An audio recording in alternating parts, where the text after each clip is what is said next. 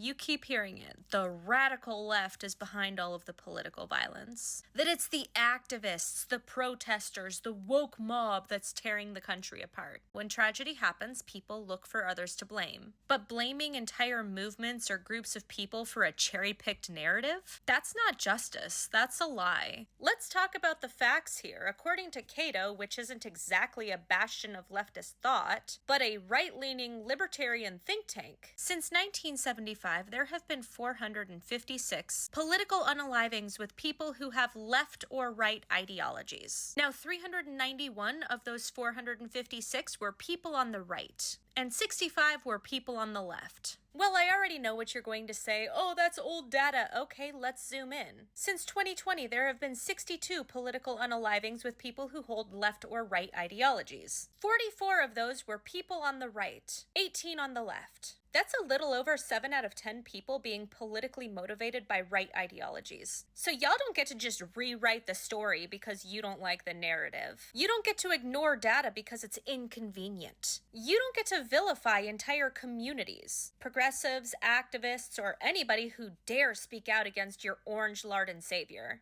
Just because this time you felt the sting. And it's not just numbers, it's patterns. Look at the attempted kidnapping of Gretchen Whitmer. Look at what happened to Paul Pelosi. Look at what happened to Melissa Hortman and her family. What about when Josh Shapiro's house was set ablaze recently? Oh, and don't get me started on J6. Why don't I see any of you who are so enraged by CK speaking out against any of those things? Meanwhile, Orange and his little minions talk about dismantling left-wing nonprofit groups and trying to use federal agencies to go after the radical left. That rhetoric is chilling. It normalizes fear, resentment, and violence. And who suffers the most? Marginalized communities. Look, political violence is not okay. Yet we hear your leadership calling for the destruction of the left, and y'all excuse it. So miss me with your fake outrage. You guys are only complicit.